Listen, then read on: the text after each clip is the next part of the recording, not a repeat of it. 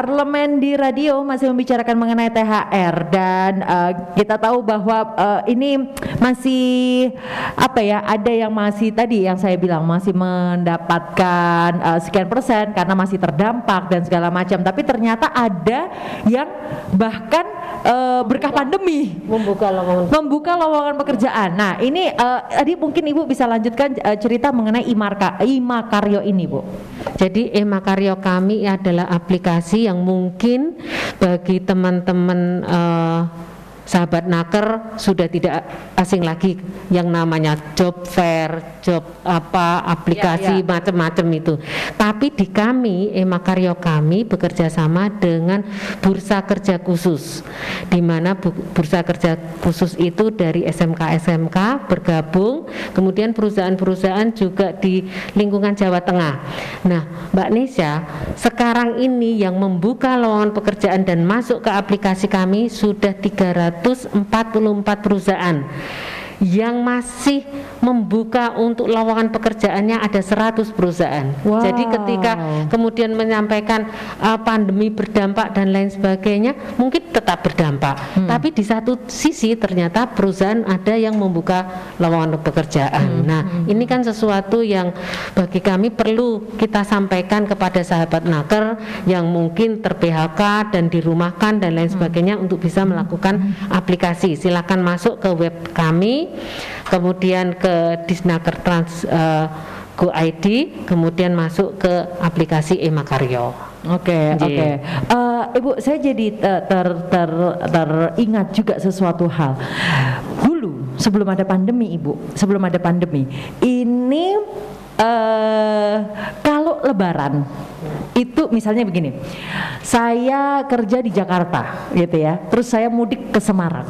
Itu biasanya pada saat saya kembali ke Jakarta itu saya nggak sendiri, bawa orang karena mau kerja juga, mau mengadu nasib juga, transmigrasi juga gitu ke sana gitu. Nah, kalau dilihat kan sekarang akhirnya orang tuh bergerak juga udah ruangnya udah susah gitu ya. Aduh nasib aja deh gitu kan. Itu mungkin nggak Bu terjadi.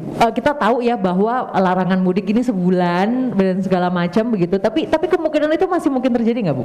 Kayaknya kok kecil Ya Bu ya. Orang masih pingin ada di tempatnya masing-masing. Oke. Karena untuk masuk ke Jawa DKI Jakarta aja mungkin sudah susah, harus jelas dan lain sebagainya, siapa yang bawa dan lain sebagainya. Nah, makanya di Jawa Tengah kami ingin menciptakan itu tadi, informasi tentang lowongan pekerjaan yang ada di Jawa Tengah. Dan ternyata juga meskipun pandemi seperti yang kami sampaikan, banyak sekali yang kemudian perusahaan membuka lowongan pekerjaan. Itu yang terdata kepada kami. Belum kami juga yakin ada perusahaan-perusahaan banyak yang belum terdata di kami. Jadi kami itu juga melakukan job canvassing. Jadi ada tim yang kemudian ke perusahaan-perusahaan untuk menanyakan berkaitan dengan lowongan yang bisa masuk ke aplikasi kami. Karena aplikasi kami kan khusus perusahaan yang ada di Jawa Tengah. Oke. Jadi ibaratnya udahlah kita di Jawa Tengah aja, kita bangun lagi ya Ibu ya, kita bangun bersama-sama di Jawa Tengah gitu kan. Nah, terkait dengan pemberian THR, kalau menurut Ibu Ida begitu ya, apakah langkah Pemprov ini atau langkah inilah ya, pemberian THR ini sudah tepat dalam arti tadi kita tahu bahwa kemungkinan masih ada perusahaan-perusahaan yang belum bisa membayar atau masih terdampak lah begitu ya. Apakah langkah ini sudah tepat atau bisa tuh ada komunikasi untuk pelonggaran perkara THR? Ya, melihat apa yang sudah disampaikan Bu Kepala Dinas, tentu kami sangat senang, sangat optimis. Artinya bahwa dengan apa yang sudah dilakukan Bu Sakinah, punya pengawas di 6 daerah, kemudian juga bekerja sama dengan 35 kabupaten kota, kemudian juga sudah sering berkomunikasi dengan Apindo dan lain-lain.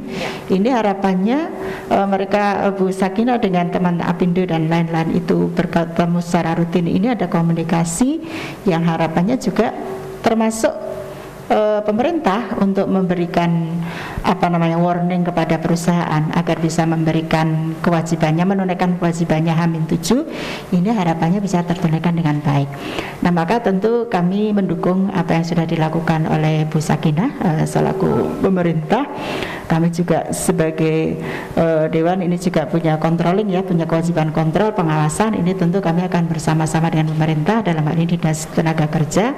Nanti mungkin kita bersama-sama melakukan sidak dan sebagainya. Siap, harapan kita H-7 ini memang betul-betul sudah tertunaikan dengan baik, sehingga tentu saya bangga di Dinas Tenaga Kerja ini seorang ibu wanita, betul ya, ini dengan sesuai dengan Hari Kartini ya. Pak, ini masih ada bawa-bawa Hari Kartini ya Ibu ya. Tapi luar biasa, kami beberapa kali melakukan kegiatan bersama beliau ini luar biasa. Artinya sangat lincah dan juga mengatasi ya, ada ketemu dengan serikat pekerja, dengan Apindo dan sebagainya, itu bisa menjalin komunikasi dengan baik. Nah, ini tentu harapan kita komunikasi yang baik ini nanti akan bisa berdampak kepada ini karyawan, mereka mendapatkan haknya dengan baik, kemudian perusahaan-perusahaan juga menunaikan kewajibannya dengan baik. Harapan kita seperti itu, Mbak Nisha. Iya. Wow, ini memang kalau deket-deket hari, masih dalam nuansa Hari Kartini itu sentimental ya kita ya, dengan peran perempuan dan segala macam, memang luar biasa. Nah, Ibu Sakinah, menurut pengalaman Ibu begitu ya, apa sih hal-hal yang kemungkinan akan terjadi di pemberian THR, terutama di ya kalau pandemi ini baru pertama kali semuanya ya gitu, tapi apa sih kemungkinan yang mungkin bisa disiasati dari sekarang agar tidak terjadi nanti pada saat pemberian THR? Iya. Deteksi dini. Jadi kami menggunakan, ini jadi kayak ngomongin kesehatan ini Bu. Ini kesehatan keuangan, keluarga. Deteksi dini ketenagakerjaan. Jadi pengawas ketenagakerjaan sudah turun, Mbak. Jadi sejak kapan itu Bu? Sudah 3 hari yang lalu kami sudah turun semua untuk memantau pelaksanaan persiapan pemberian THR. Jadi kami menerjunkan pengawas-pengawas ini untuk mendeteksi sejak awal. Jadi ada potensi seperti apa? Apakah tepat waktu ataukah tidak? Begitu tidak, kan kami siap-siap untuk melakukan pemeriksaan. Karena pengawas harus turun untuk melakukan audit, nota pemeriksaan seperti yang saya sampaikan tadi. Jadi deteksi dini sudah kami laksanakan. Tapi saya tetap berharap bahwa para pengusaha ini memiliki goodwill yang baik, keinginan untuk mensejahterakan semuanya. Jadi melaksanakan SE. SE ini kan tidak tahun ini. SE ini mandat dari PP 36 tadi, kemudian juga Permenaker 6 2016, jadi sudah berlangsung lama. Jadi sudah persiapan lah, para pengusaha owner itu kan sudah mempersiapkan bahwa yang namanya nanti hari raya itu ada THR. Jadi tidak mendadak.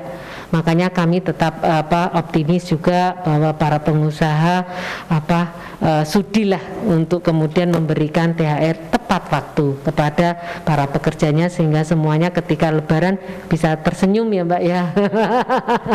Kalau anaknya minta mainan jadi bisa dibeliin gitu ya Ibu ya, gampangannya gitu. Mengelihatkan perekonomian. Ya. Nah, hasil dari deteksi dini itu belum artinya yang 3 hari ini sudah turun lapangan begitu ya Bu ya. Secara general saja, apakah memang perusahaan-perusahaan yang sudah didatangi itu sudah siap? Ada yang sudah siap. Jadi Kabupaten Grobogan itu laporannya siap.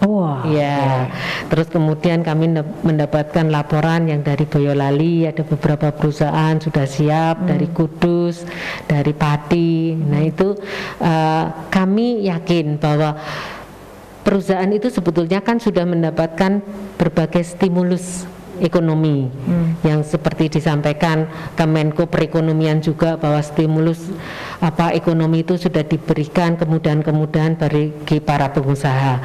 Nah itu kan dampaknya adalah kewajiban untuk memberikan THR. Wah, oke. Jadi secara garis besar sudah siap. Nanti Ibu kita akan break, tapi nanti saya akan tanyakan mengenai UMKM karena nanti ini ada yang bertanya juga pendengar yang bertanya bagaimana dengan nasib UMKM yang gajinya juga masih di bawah UMR. Nanti ya Bu ya. Setelah yang satu ini jangan kemana-mana, tetap di Parlemen di Radio.